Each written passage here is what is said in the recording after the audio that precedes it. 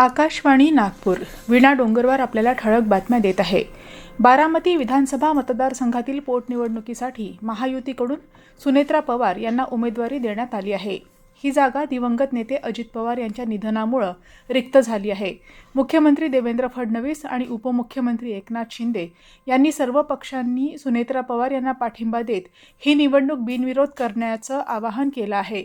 दरम्यान काँग्रेसने निवडणूक लढवण्याचा निर्णय घेतला असून काँग्रेस अध्यक्ष मल्लिकार्जुन खरगे यांनी ॲडव्होकेट आकाश मोरे यांची पक्षाकडून उमेदवारी जाहीर केली आहे। ओबीसी आंदोलक लक्ष्मण हाके यांनी देखील आपण उमेदवारी अर्ज दाखल करणार असल्याचं सांगितलं आहे। आंतरराष्ट्रीय योग दिनाला अवघे 75 दिवस बाकी असताना योगाचा प्रचार प्रसार व्हावा या दृष्टिकोनातून आयुष मंत्रालयाच्या वतीनं येत्या 7 एप्रिलला योग महोत्सवाचं आयोजन लोणार इथं करण्यात आलं आहे। यात नागरिकांनी सहभागी व्हावं असं आवाहन केंद्रीय आयुष मंत्री प्रतापराव जाधव यांनी बुलढाणा इथं घेतलेल्या पत्रकार परिषदेत केलं आहे। सरकार, संस्था आणि शिक्षक यांच्या संयुक्त प्रयत्नातून भारत जागतिक शिक्षण केंद्र बनू शकतो असा विश्वास हरियाणा इथल्या जीजी विद्यापीठाचे कुलगुरू डॉक्टर संजय कौशिक यांनी व्यक्त केला। राष्ट्रसंत तुकडोजी महाराज नागपूर विद्यापीठ, गोंडवाना विद्यापीठ गडचिरोली, विश्वेश्वरय्या राष्ट्रीय प्रौद्योगिकी संस्थान, भारतीय प्रबंध संस्थान, शिक्षण संस्कृती उत्थान न्यास नवी दिल्ली यांच्या संयुक्त विद्यमानं VNIT इथं महाराष्ट्र ज्ञानसभा आयोजित करण्यात आली आहे। या ज्ञानसभेत आज आयोजित चर्चासत्रात डॉक्टर कौशिक मार्गदर्शन करत होते। तर उच्च शिक्षणाच्या माध्यमातूनच ग्रामीण भागाचा सर्वांगीण विकास होऊ शकतो असं प्रतिपादन अकोला इथल्या डॉक्टर पंजाबराव कृषी विद्यापीठाचे माजी कुलगुरू आणि ज्येष्ठ कृषी तज्ज्ञ डॉक्टर चारुदत्त माई यांनी ज्ञानसभेत बोलताना केलं।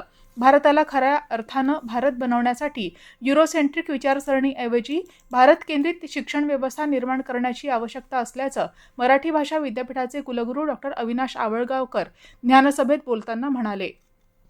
IPLमध्ये आज रॉयल चॅलेंजर्स बेंगळुरू आणि चेन्नई सुपर किंग्स यांच्यात बेंगळुरू इथल्या एम चिन्नास्वामी मैदानावर सामना सुरू आहे। चेन्नई सुपर किंग्स संघानं नाणेफेक जिंकून प्रथम क्षेत्ररक्षण करण्याचा निर्णय घेतला आहे।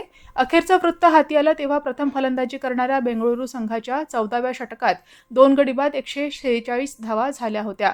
विदर्भातील अनेक जिल्ह्यात विजांच्या कडकडाटासह वादळी पाऊस अधूनमधून हजेरी लावत असल्यानं तापमान सरासरीपेक्षा घसरलं आहे। आज अकोला इथं 37.9 अंश सेल्सिअस इतकं सर्वोच्च कमाल तापमान नोंदवण्यात आलं।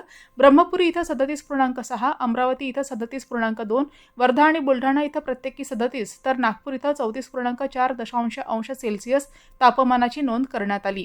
याबरोबरच हे ठळक बातमीपत्र संपलं। यापुढील ठळक बातमीपत्र आपण उद्या सकाळी 10:58 ऐकू शकाल। नमस्कार।